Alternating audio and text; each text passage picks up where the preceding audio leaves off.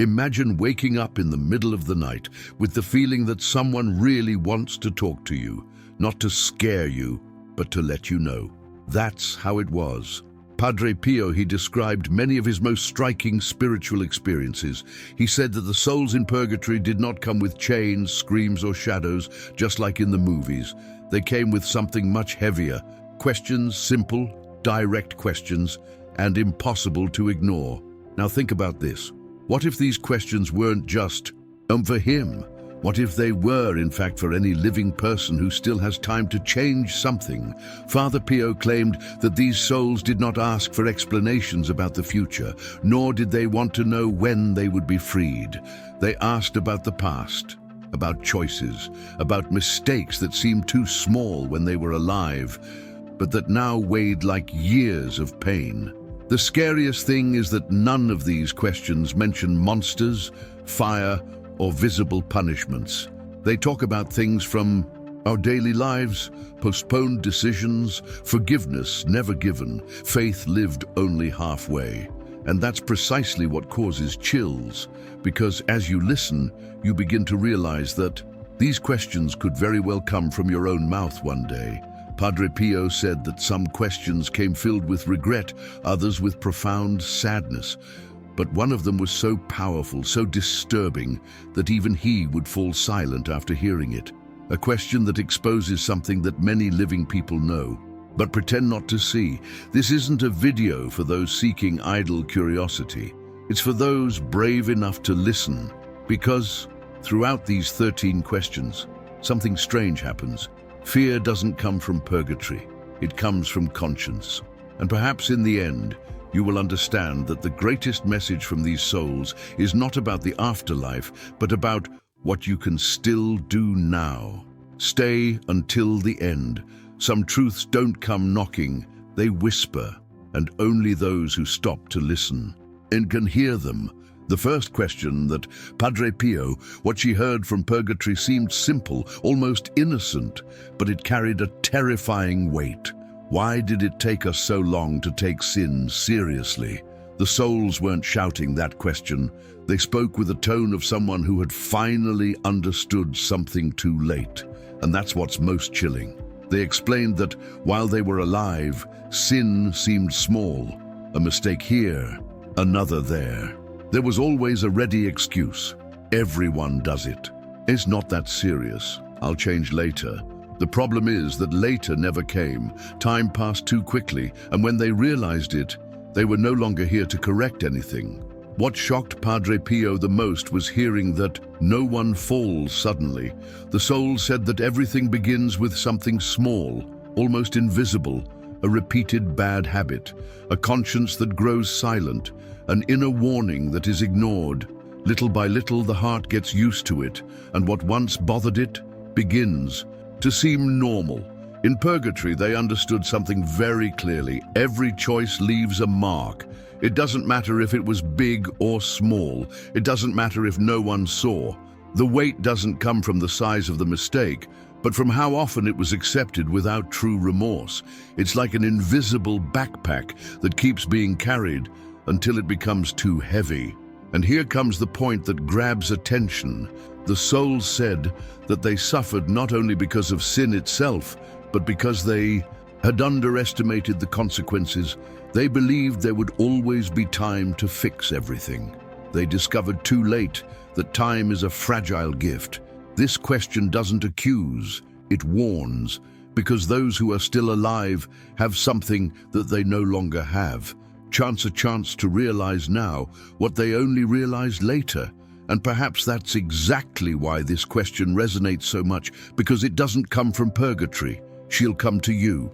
The second question that Padre Pio, he heard it, and it made the air feel heavy. Why do we confess without true repentance? The souls spoke of this with profound sadness, as if they realized they had been very close to healing, but never allowed the remedy to truly take effect. They explained that they often went to confession as if following a custom. They said the right words, repeated prayers, but the heart remained the same. There was no real change.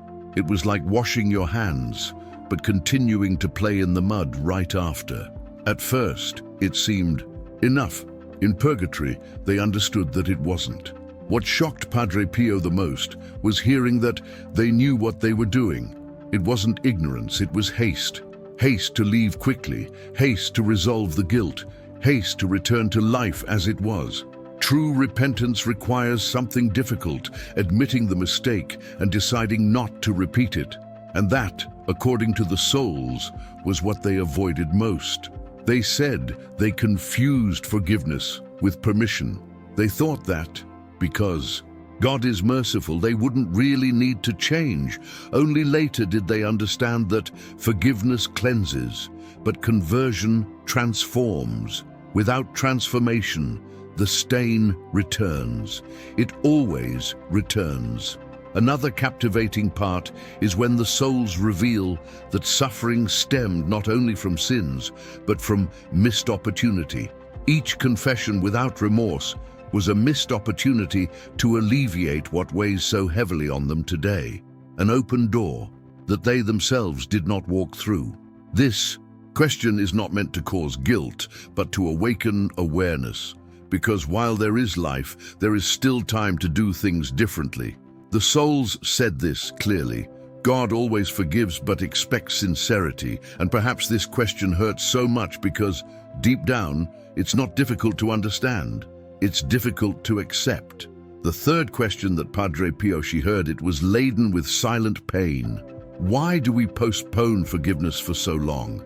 The souls did not speak with anger. They spoke with regret, a deep regret for something that in life seemed too simple to resolve, and that now weighed more than many visible sins. They explained that holding grudges seemed at first like a form of protection. I'll forgive later, not now. He doesn't deserve it.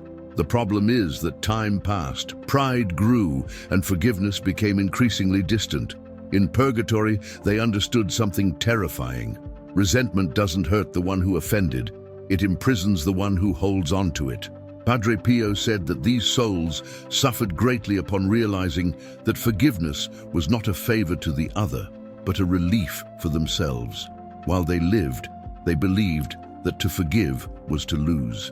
After death, they discovered that not forgiving was what truly cost them dearly.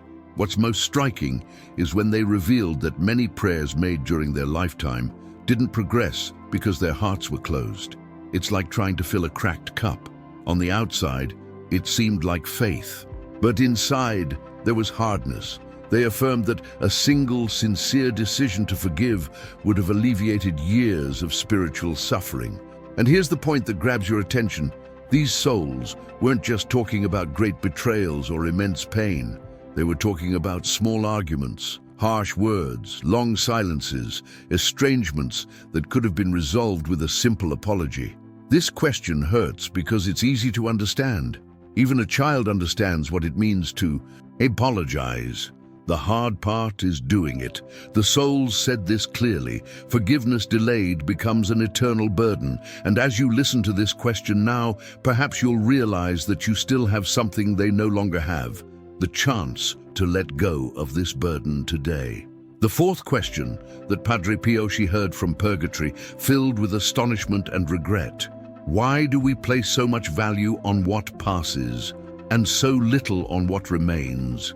The souls spoke of this as if they had finally awakened from a dream that had gone too long. A dream filled with haste, comparisons, and things that seemed important, but which now held no weight. They recounted how, in life, they spent too much energy on appearance, money, status, and the approval of others. They chased after achievements, praise, and material security, believing that this would bring peace. In Purgatory, they understood something simple and painful at the same time. All of that was forgotten in a second.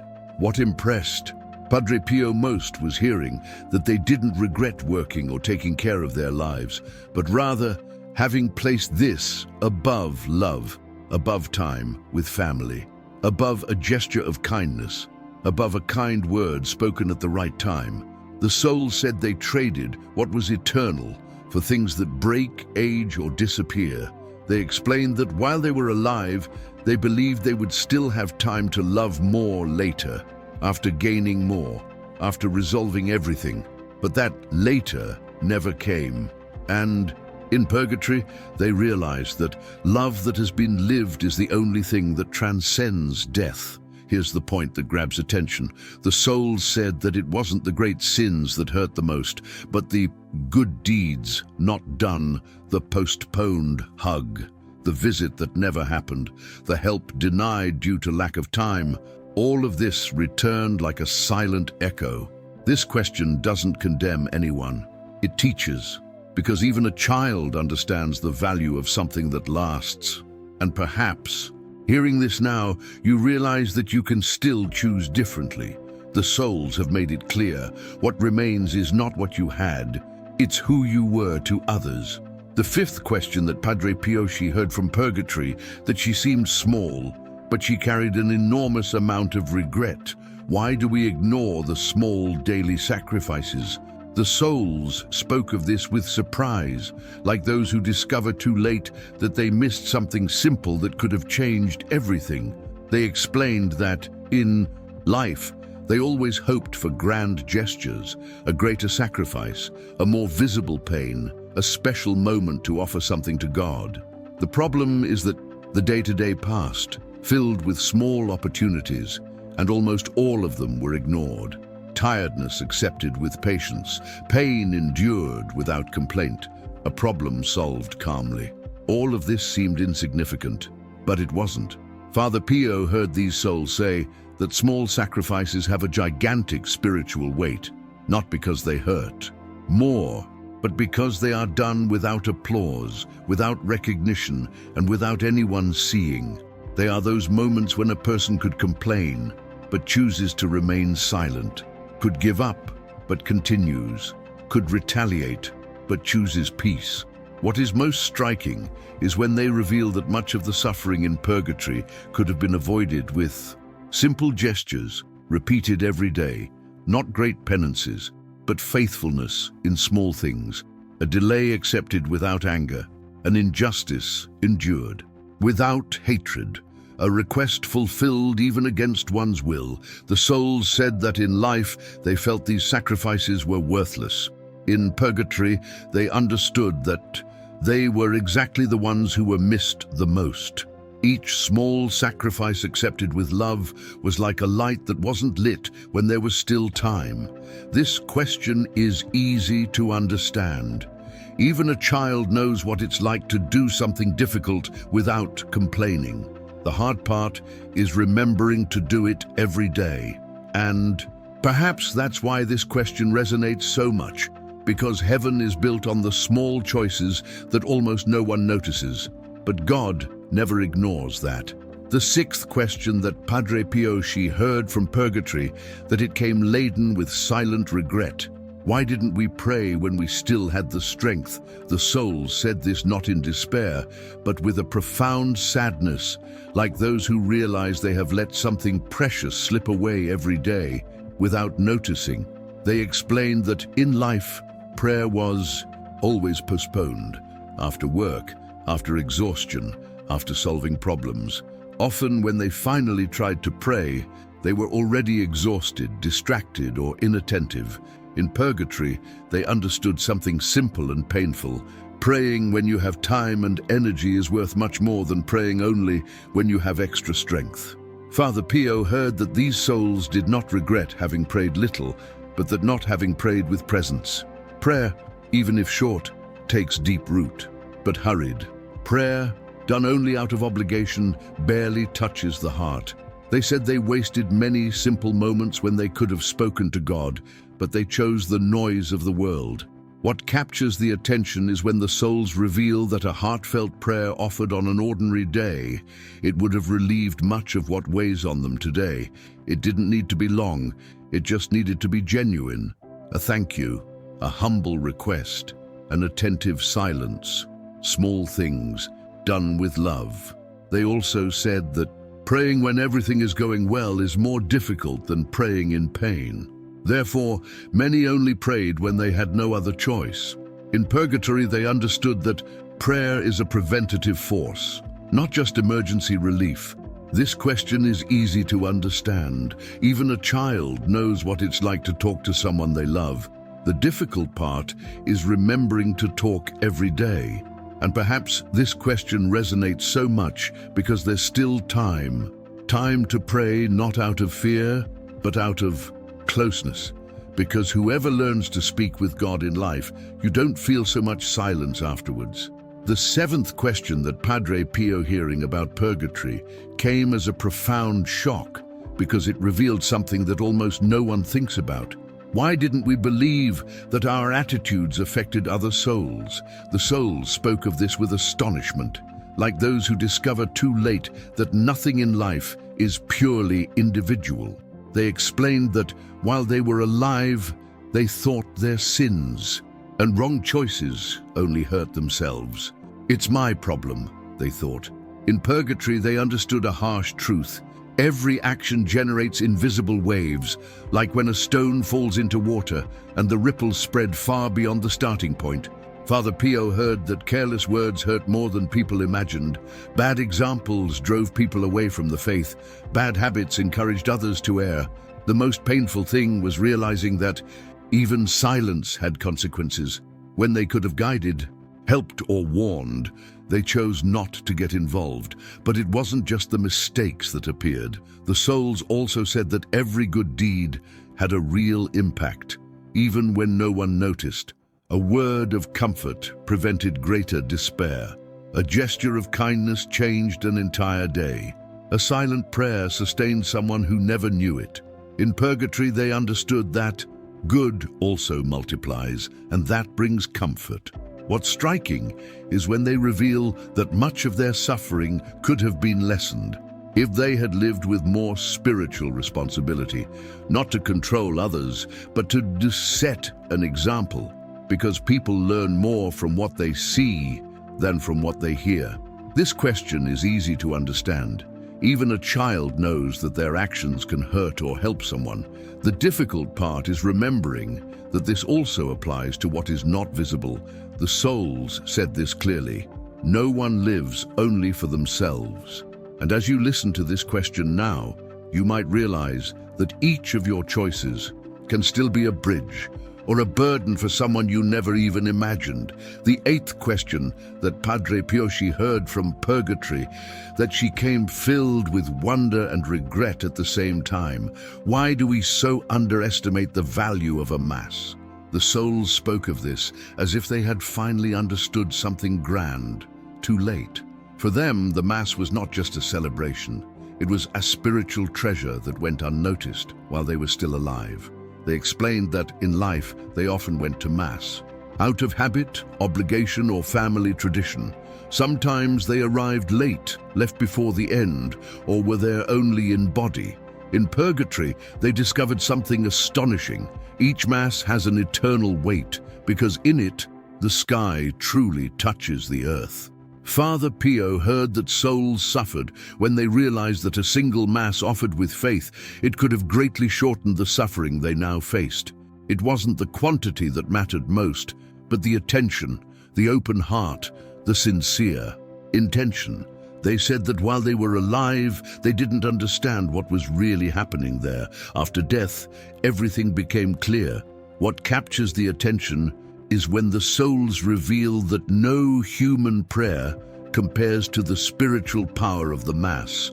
Because in it, it's not just man who speaks with God, it's God who surrenders himself.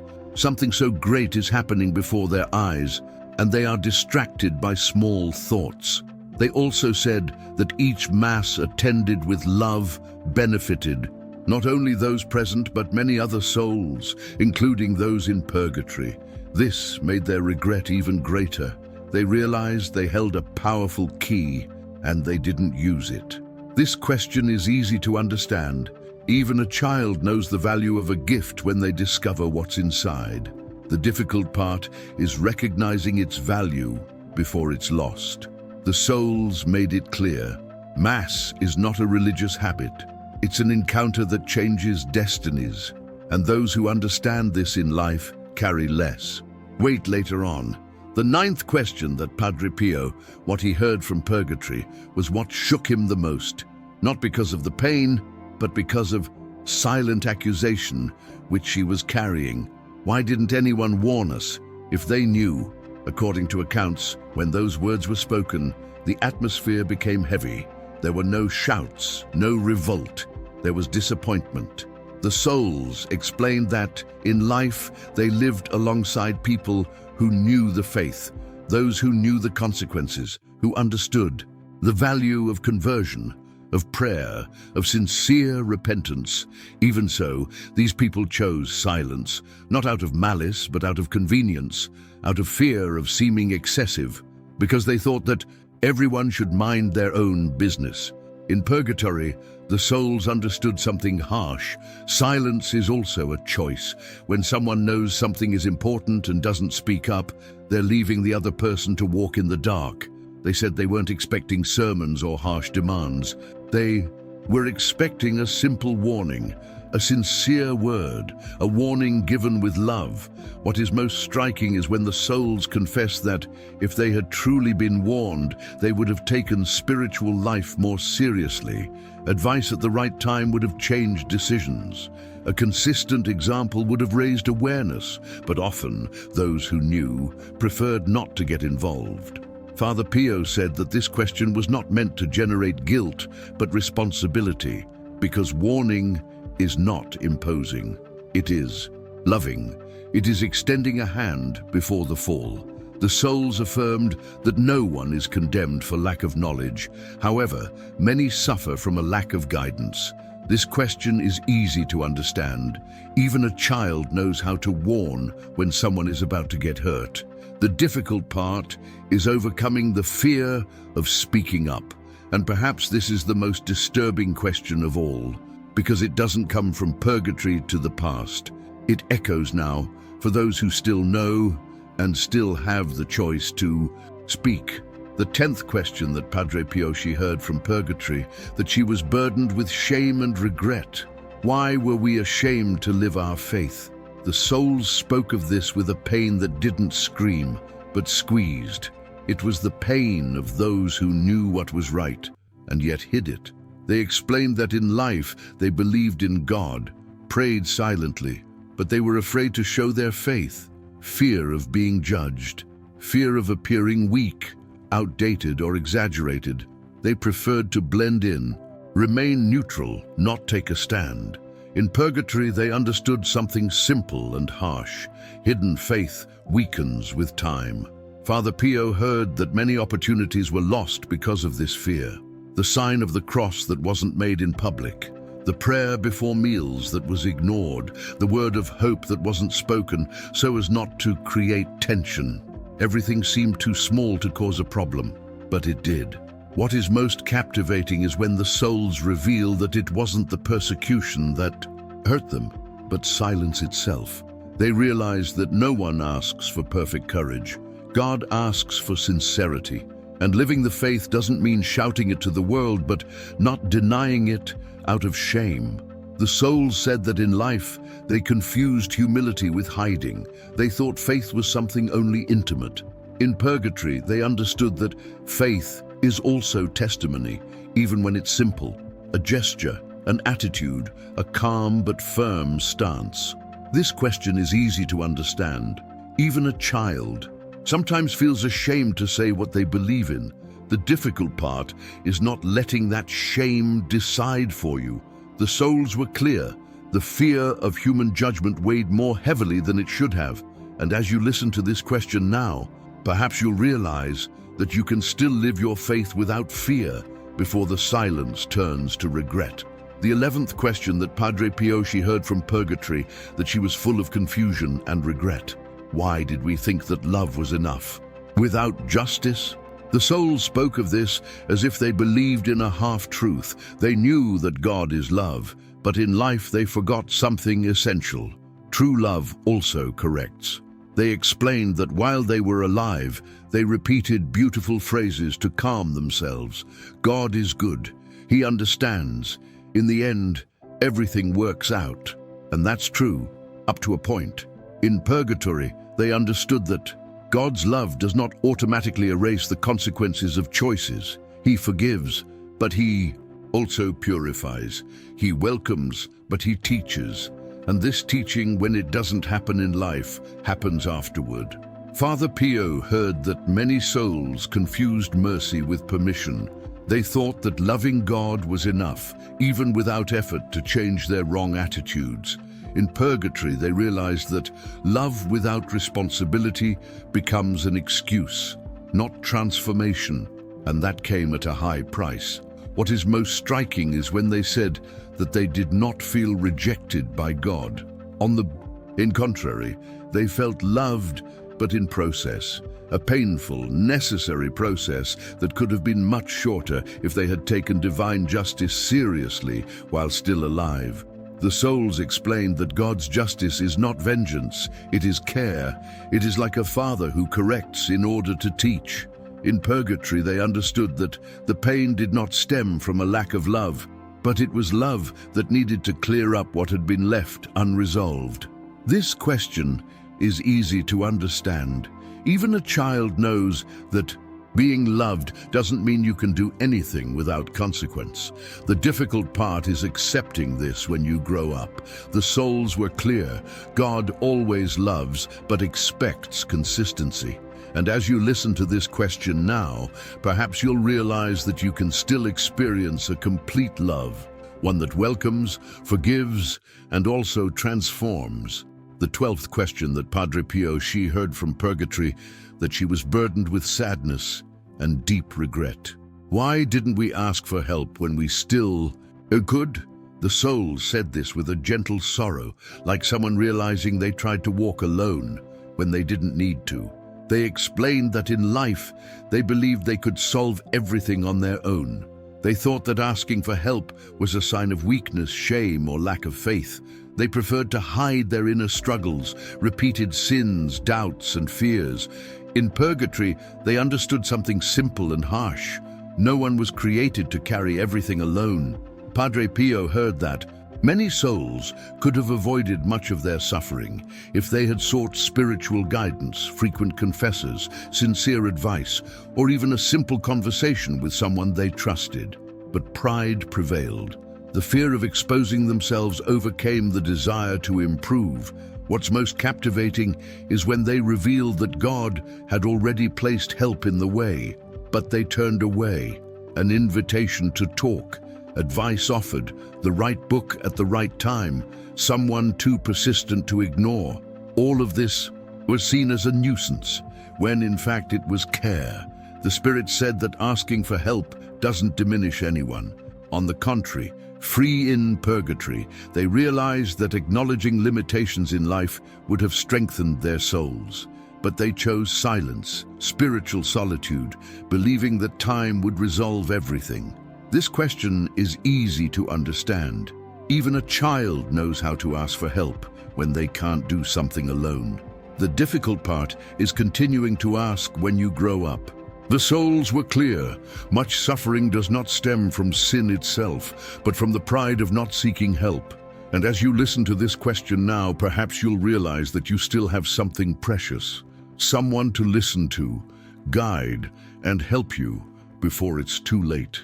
In the end, Padre Pio, he said something that completely changes the way we listen to these questions.